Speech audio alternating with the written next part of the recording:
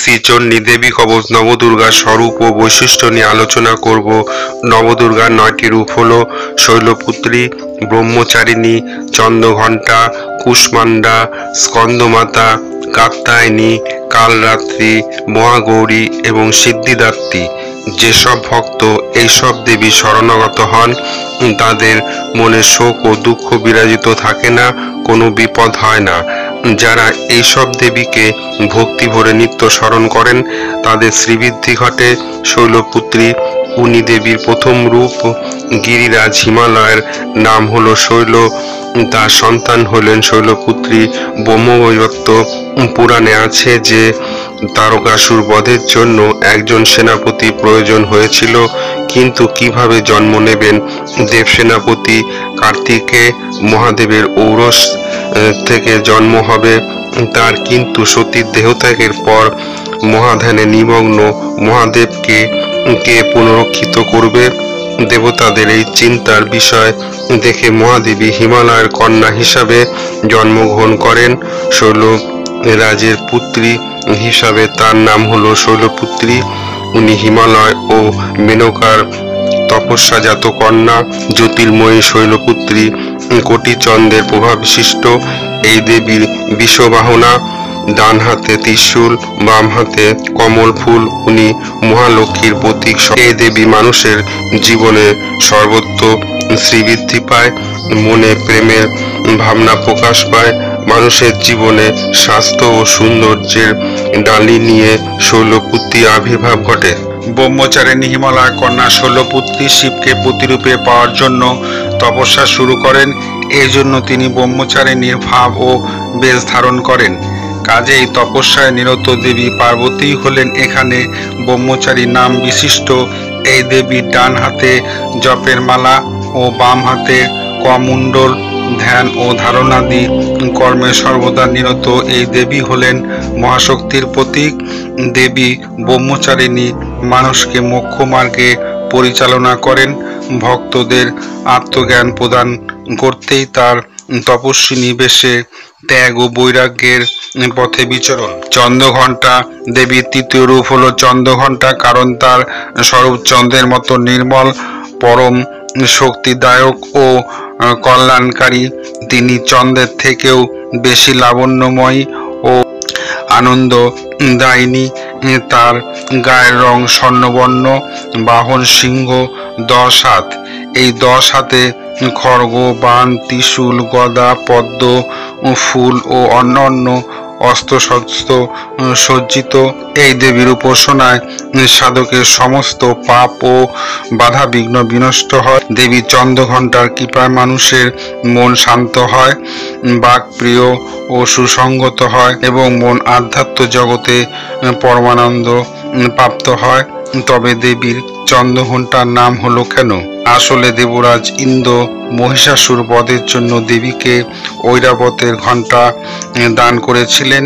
এই ঘণ্টা মাঙ্গলিক নাদ ও অশুভ শক্তি নাশের প্রতীক স্বরূপ। ঘণ্টা ধ্বনিতে অসুররা ভয় পালায়। কখনো কখনো প্রবল ঘণ্টার শব্দ তারা মৃত্যুবরণ করে। অপরদিকে ঘণ্টার ধ্বনি রেস ধরে সাধকেরা নাদব্রহ্মের সন্ধান পান। কুষ্মাণ্ডা দেবী দুর্গার চতুর্থ রূপ হলো কুষ্মাণ্ডা। কুশব্দের অর্থ কুৎসিত আর উণ্ড শব্দের অর্থ দুঃখ। আমাদের এই মর্ত্য জগতে প্রতিটি প্রাণী তিতাপ যন্ত্রণায় ছটফট করছে, আর এই দেবী মাতা সর্বদা সেই তাপদয় নিজ অঙ্গে ধারণ করে রয়েছেন। অর্থাৎ কুষ্মাণ্ডা দেবীর আরাধনা করলে তিনি সন্তানদের সর্বদুঃখ হরণ করে নেন। তাই কুষ্মাণ্ডা দেবীর স্মরণ মনন কর্তব্য। দেবীর বাহন সিংহ, অষ্টভুজা। দেবী কুমণ্ডল, ধনু, বাণ, চক্র, গদা, যশ, বল ও আরোগ্য লাভ করতে হলে দেবী কুষ্মাণ্ডার পূজা করা বাঞ্ছনীয়।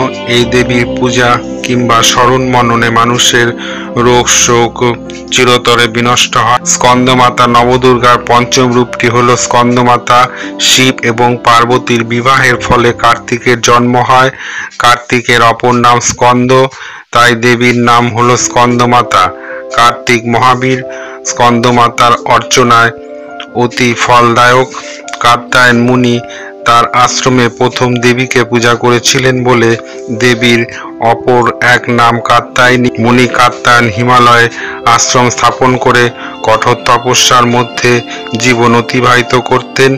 দেবী কাত্যায়ন অশুভ শক্তির বিনাশ সাধন করে তার ভক্তদের বাঞ্ছিত বস্ত্র প্রদান করেন। কালরাত্রি দেবী দুর্গার সপ্তম রূপ হলো কালরাত্রি। এই দেবীর গায়ের রং অন্ধকারের মতো কালো। কালরাত্রি দেবীর মায়াশক্তি অসীম। সমগ্র চরাচর সকল প্রাণী এবং স্বয়ং শ্রী বিষ্ণু দেবীর প্রভাবে নিদ্রায় আচ্ছন্ন হয়ে যায়। কালরাত্রির পূজা করলে মানুষের শুভ কর্মের বিঘ্নকারী দৈত্য, দানব, ভূত, প্রেত সকলেই ভয় পালন করে। উনি প্রসন্ন হলে মানুষকে কাল জয় করে দিতে পারেন। মানুষ তখন আত্মজ্ঞান প্রভাবে পরমানন্দ প্রাপ্ত হন। মহাগৌরী দেবীর অষ্টম রূপ হলো মহাগৌরী। ভয়ঙ্কর ক্রোধে অসুর বধের কারণে দেবীর গায়ের রং একসময় কৃষ্ণবর্ণ হয়ে যায়। তখন মহাদেব তাকে কালিকা বলে সম্বোধন করতেন। দেবী গৌরবর্ণা হওয়ার জন্য কঠোর তপস্যা করেন। শিব দেবী তপস্যায় তুষ্ট হয়ে তার গায়ে গঙ্গা জল বর্ষণ করলে দেবী গৌরবর্ণা হয়ে ওঠেন। দেবীর পূজা করলে অন্তরে সর্বপাপের বিনাশ ঘটে এবং মানুষ শান্তি ও পরমানন্দ লাভ করে। সিদ্ধিদাত্রী দেবীর নবম রূপ হলো সিদ্ধিদাত্রী বা মোক্ষদা। উনি ভক্ত ও সাধককে সিদ্ধি দান করেন। অনেক সময় নানা বাধা বিঘ্নের ফলে সাধক ভক্তরা সাধনায় সিদ্ধি লাভ করতে পারেন না। তখন প্রয়োজন হয় বিশেষ দেবীর পূজা অর্চনা ও প্রার্থনায়। দেবী সিদ্ধিদাত্রী হলেন সেই বিশেষ রূপ যার চরণে ভক্তি নিবেদন করে পূজা করলে ভক্তরা অচিরেই কর্মের সিদ্ধি লাভ ঘটে। নতুন হলে চ্যানেলটি সাবস্ক্রাইব করে সঙ্গে থাকুন, দেখতে থাকুন মহাজ্ঞান রহস্য। ধন্যবাদ।